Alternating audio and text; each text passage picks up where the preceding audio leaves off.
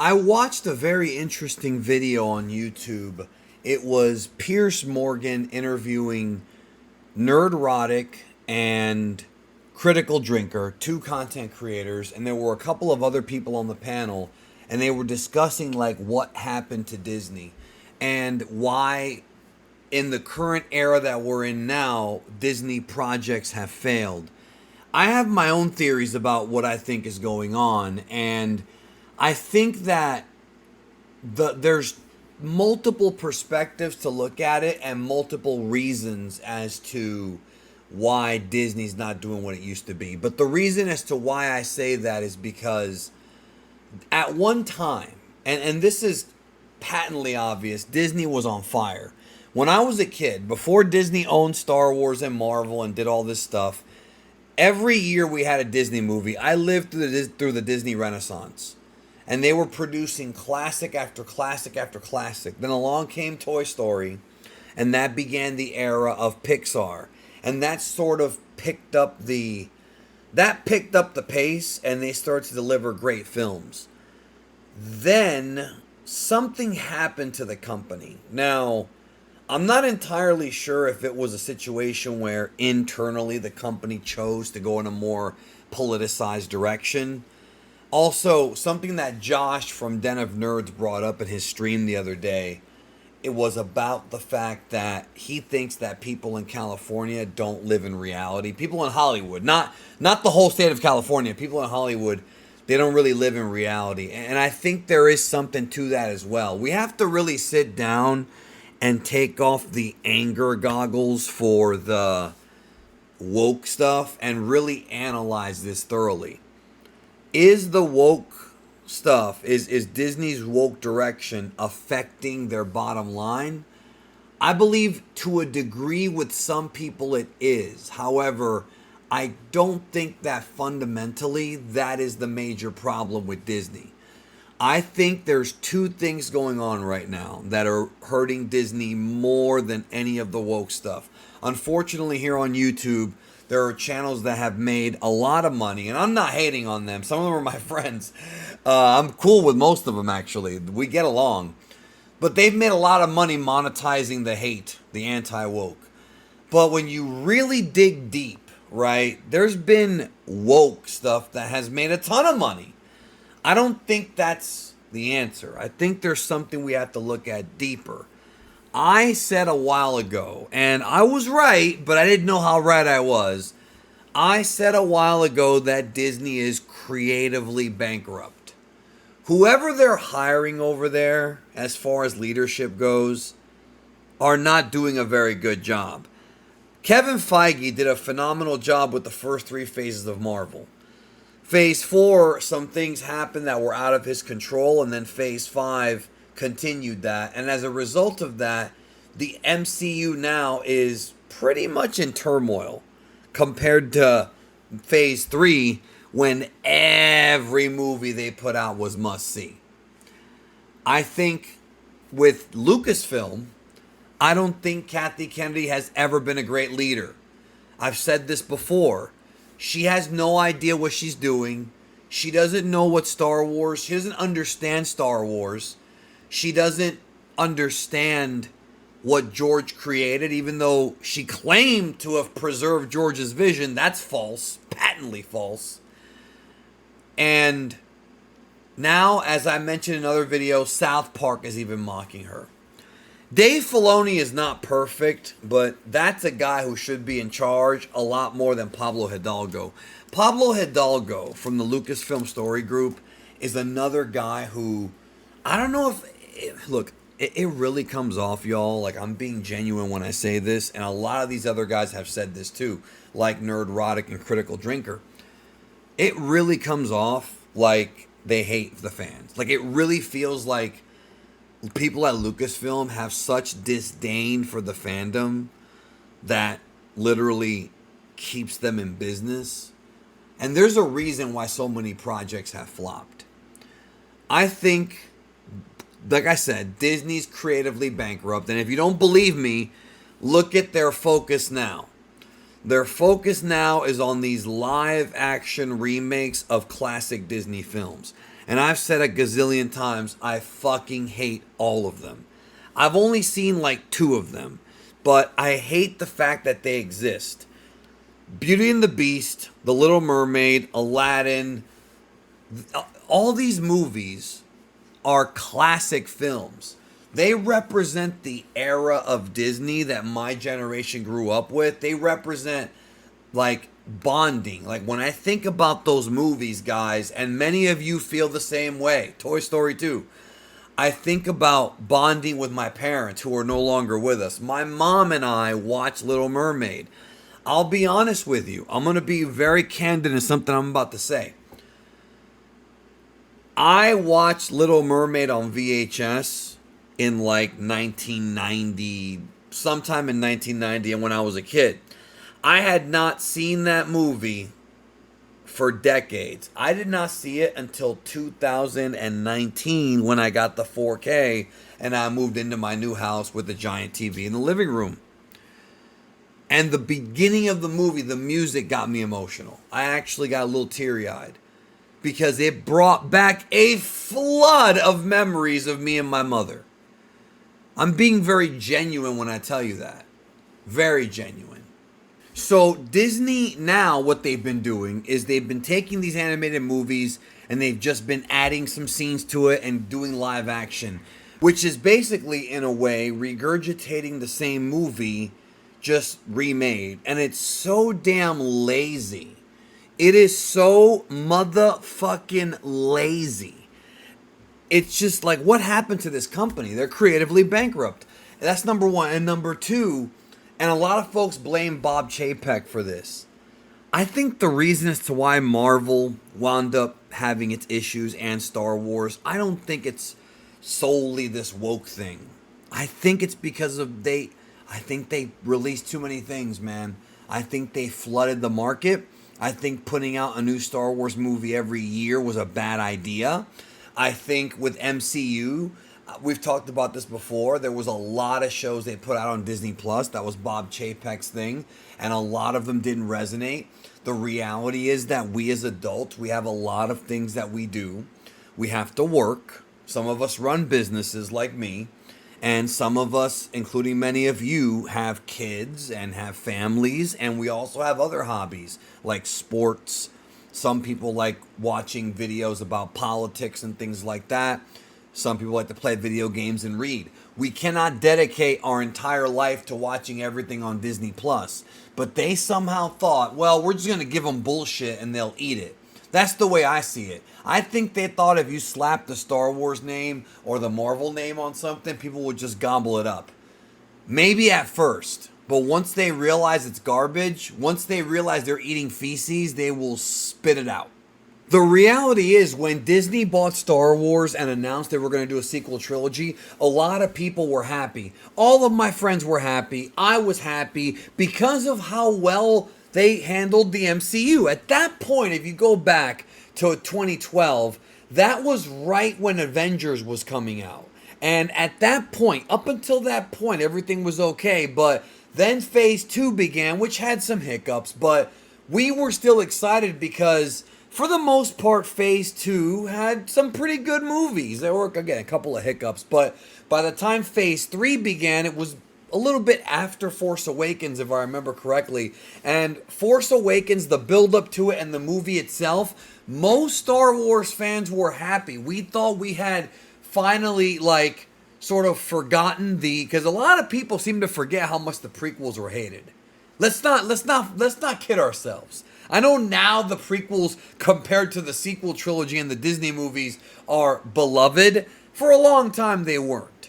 So we have that. We then had Rogue One. Rogue One was, probably looking back at it, the best thing that they did. You know what I mean? It still had its problems, don't get me wrong. It still had its issues. And Force Awakens is probably a better movie, but what followed Force Awakens, episodes 8 and 9, really ruined my enjoyment of that film, whereas Rogue One still kind of stands as an enjoyable film, despite me not caring about the characters. I think what really hurt Disney is that, in both Marvel and Star Wars, is they are creatively bankrupt and they gave us too much stuff. it's one thing when you've got WandaVision and, you know, Falcon and Winter Soldier, then Loki, then we have to watch what was it? What If? Don't forget What If, which I still haven't seen season 2 yet. Then Hawkeye happened, which had a very disappointing finale. And by that point, I was burnt out. I was burnt to a crisp. I still, to this day, have not seen Moon Knight. And I saw Miss Marvel like 2 years later in preparation for The Marvels. It feels like Kevin Feige maybe got burnt out by this point and kept his eyes off the road because things started to dwindle fast. To this day, I still think that Ant-Man was decent. I don't love it as much as I did when I first saw it, honestly, mostly because of how awesome Kang was. And don't forget the Jonathan Majors controversy. And I started to imagine what Phase 5 and 6 were going to be like. But then came Thor: Love and Thunder, which I didn't hate at first. It gave me Phantom Menace syndrome. I walked out of the movie theater and I said, "Oh, it was fine." And then as time went by and I was thinking about it, I realized the movie left me empty. And most of the projects did. Nobody cares about Eternals, even the mid-credit scene.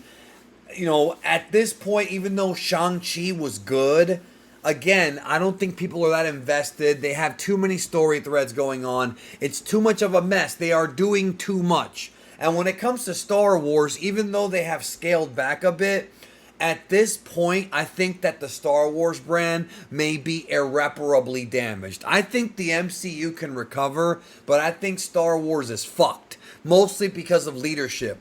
I believe in Kevin Feige because he's given us greatness. Even though he's made mistakes, he's given us greatness in the past. Kathleen Kennedy, dude, I don't have to talk about it. It's been talked about to death. It's no secret.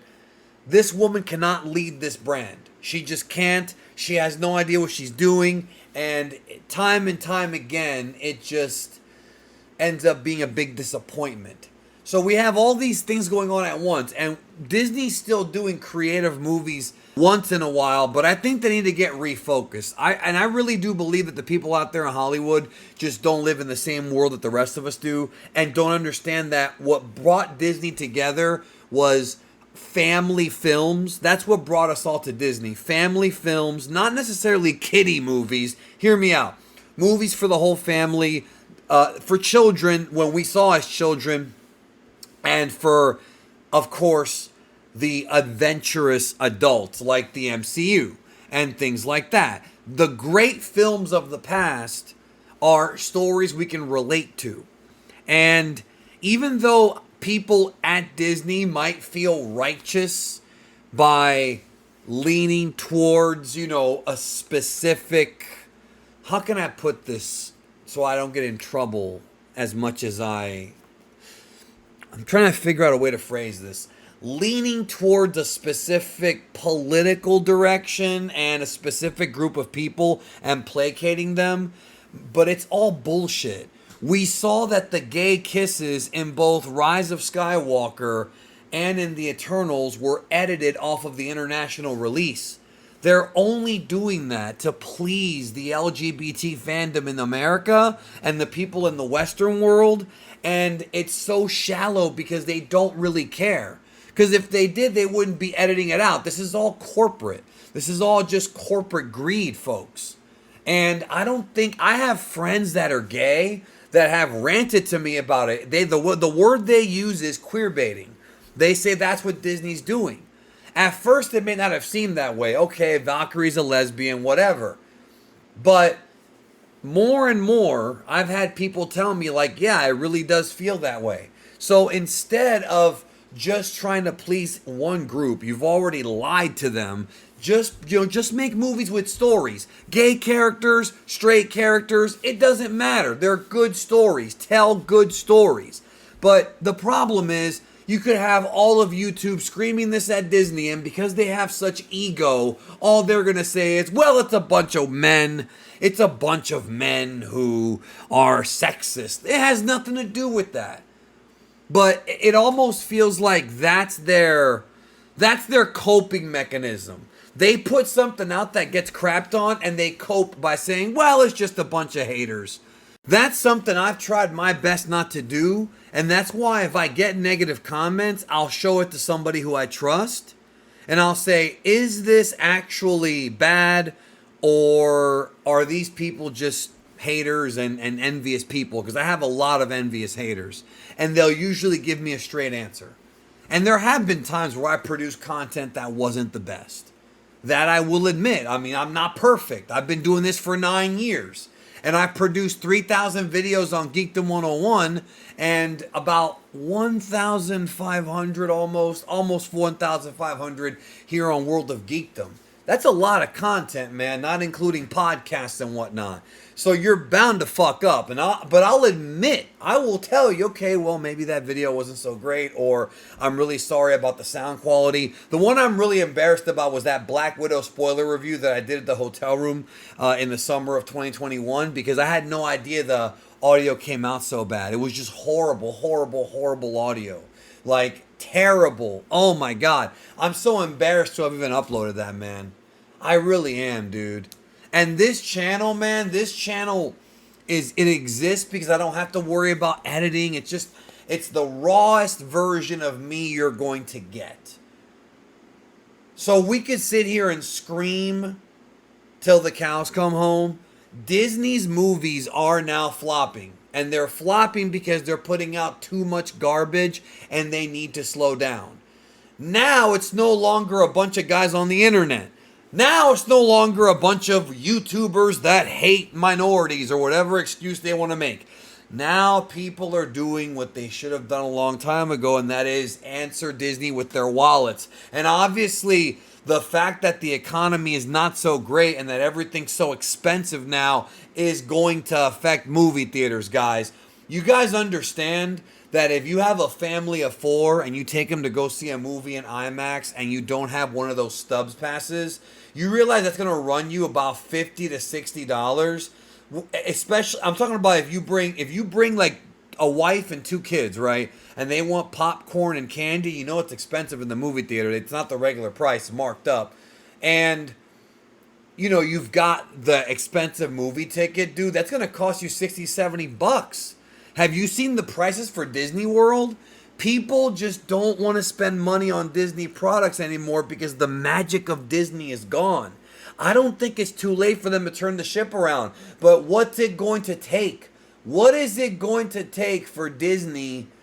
Like, are they going to have to lose money for another 4 years on these movies before they realize it? Just slow down.